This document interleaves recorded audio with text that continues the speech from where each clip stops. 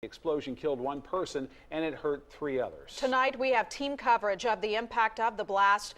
You'll hear from neighbors who were forced to leave their homes for their own safety, and you'll also hear from those who knew the victim well. The man who died in the blast was Keith Leverett. His family tells us he was a loving father, brother, and son. WIT 42 News reporter Lillian Lalo joins us live at the site of that explosion in Brent. And Lillian, you spoke to Keith Leverett's family today. How are they coping? I did. Now, before I tell you about them, I want to show you that this accident site is still smoldering. Smoke is still in the air, and all day long you can smell that burning in the air. Now, Keith Leverett, he was loved by his big family and people he worked with. And today I was able to speak with his mother and also a delivery driver who remembers Leverett as a very kind man. Wheels are turning a little slower as people pass what's left of the Brent Industries plant. Smoke and a collapsed building is all that remains of a once thriving factory that produced industrial supplies like work gloves. Delivery driver Jason Walls picked up for the plant once a day for 5 years. He stopped by on Thursday at his usual time to see the damage for himself. Everybody here was close-knit. Everybody knew each other. You really could not say anything bad about these people.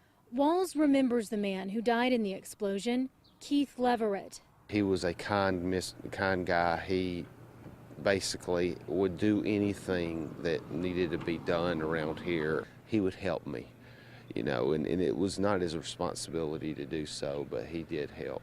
Leverett's mother, Clara, says her family is grieving. We need some prayers. So. Leverett says she held out hope yesterday that her son was alive for as long as she could. Still, she had a feeling the worst had happened. The way everybody was looking and going and coming, I just had that feeling he was in there. I knew he was in there. Leverett leaves behind a 3-year-old and 10-year-old son. He had just celebrated his 35th birthday in February.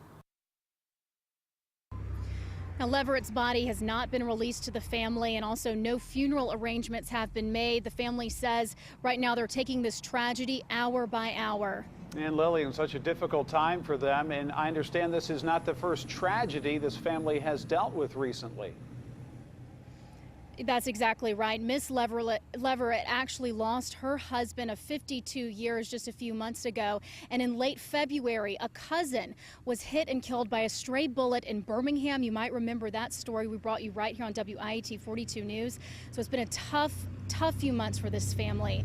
They're asking for prayers. Live in Brent, Lillian Lalo, WIT 42 News, coverage you can count on.